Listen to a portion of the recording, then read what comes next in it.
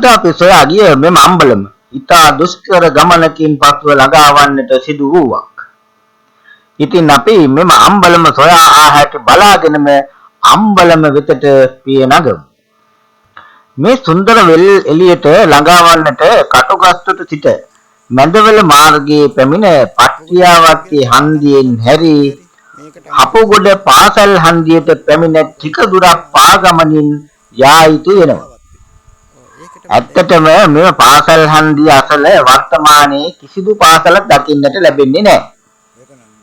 ඉතින් දැන් ඔබට අර ඈතින් පේන්නේ අපි සොයා එන හපුගොඩ අම්බලම.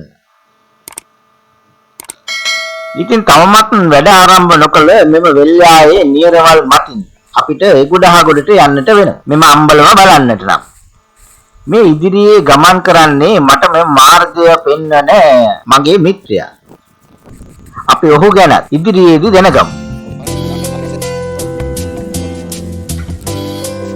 ඉතින් මට මෙයාට වගේ පනින්න බැරි නිසා මේ කොට කැබැල්ල ඒ දණ්ඩ කරගෙන මම ඒගොඩට යනවා. ඔන්න දැන් අපි අම්බලමට ගොඩ වුණා. මේ ඇතුල් වෙන දෙපස තියෙන්නේ අලංකාර රවුම් කුළුණු දෙකක්. ඒ සමගම අනිත් කුළුණු පහ හතරක් වෙනවා. ඉතින් මේ අම්බලෙම ඉඳලා දෙපැත්ත බලනකොට දිගටම පේන්නේ මේ සුන්දර කුඹුරු යාය.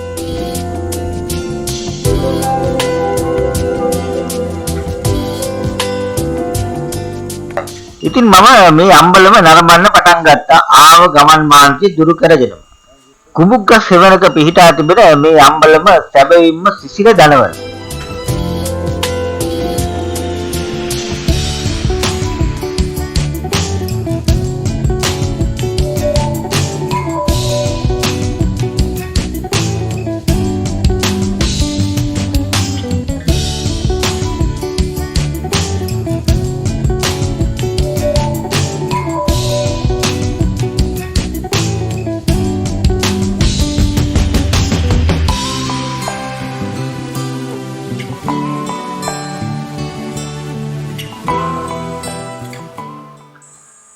හතරස් කුළුණු මුදුනට සරල වුණාට ඉදිරිපස රවුම් කුළුණු වල මුදුන ලස්සනට හැඩයම් කරලා තියෙනවා.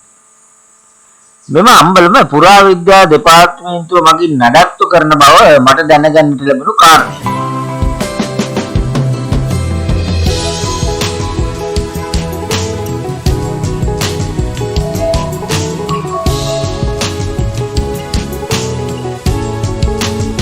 මේ වාඩිවීම සඳහා ඉදිකළ පිළිකඩ වර්ග දෙකකින් සකස් කොට තිබෙනවා.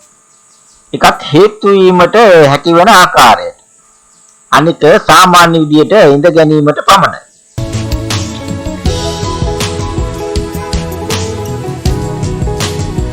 මේ වහලය බොහෝ ප්‍රතිසංස්කරණයන්ට වරින් වර දක්වලා තිබෙන්නේ.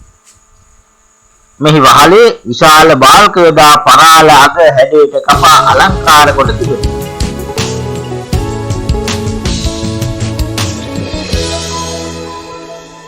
බාල්ක කෙළවර ලස්සන පේකඩයක් සකස් කොට තිබෙනවා.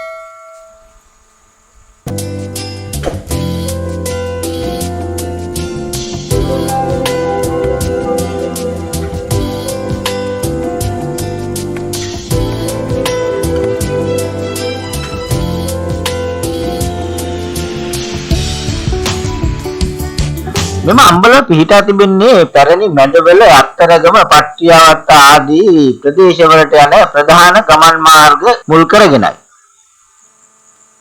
මේ එදා පැවති එම අත්තරගම සිට මැදවලට යන ගමන් මාර්ගය.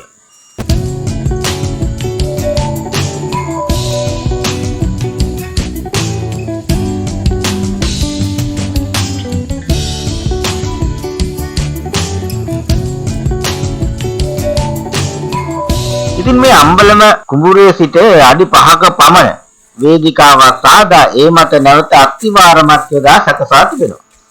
මේ සඳහා කළුගල් යොදා මැටි බදාම භාවිතා කොට තිබෙනවා. ඒ මේ සිමෙන්තියෙන් ප්‍රතිසංස්කරණය කරන්නට පෙර ආතුයි.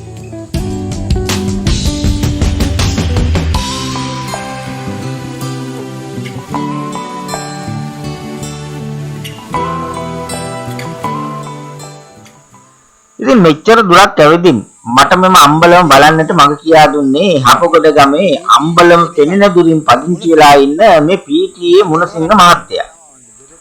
නැතහොත් කවුරුත් දන්න පරිදි නිමල් මහත්තයා. එතුමා තමන්ගේ කාලය වැය කරලා කරපු උදව්වට අවුල් හැරේ චැනලයේ වෙතින් ස්තුතිය පුද කරනවා. ඉතින් අපි තවත් දවසක හමු වන බලාපොරොත්තු වෙන හපගොඩ අම්බලමෙන් අද සමු ගන්නවා.